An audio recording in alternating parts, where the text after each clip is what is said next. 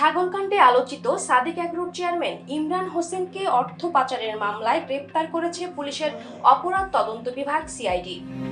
সোমবার দুপুরে তার গ্রেপ্তারের বিষয়টি নিশ্চিত করেছে সিআইডি। ইমরান হোসেনকে গ্রেপ্তারের বিষয়ে আগামীকাল বেলা ৩টায় এক সংবাদ সম্মেলনে বিস্তারিত জানাবে সিআইডি।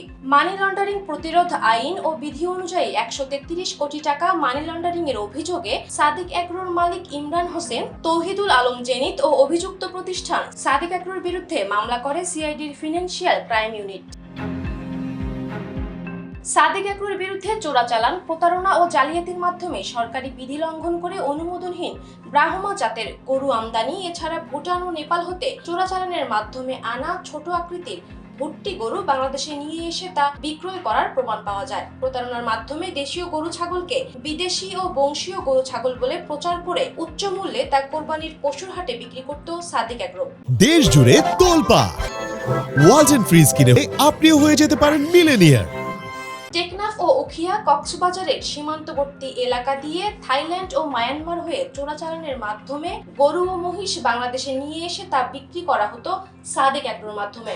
অবৈধভাবে উপার্জিত অর্থ অভিযুক্ত ব্যক্তি ও তার স্বার্থ সংশ্লিষ্ট প্রতিষ্ঠানের নামে থাকা বিভিন্ন ব্যাংক হিসেবের মাধ্যমে প্রায় ১২১ কোটি ৩২ লাখ ১৫,১৪০ টাকা হস্তান্তর ও স্থানান্তর করেন ইমরান হোসেন।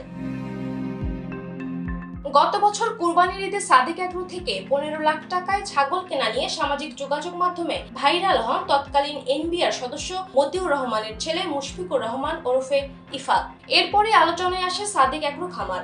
এই ঘটনার পর মতিউর রহমানকে এনবিআর থেকে প্রত্যাহার করে অর্থ মন্ত্রণালয়ের অভ্যন্তরীণ সম্পদ বিভাগে সংযুক্ত করা হয়। এছাড়া দুর্নীতি দমন কমিশন তার বিরুদ্ধে অবৈধ সম্পদ অর্জন ও অর্থ পাচারের অভিযোগে অনুসন্ধান শুরু করে।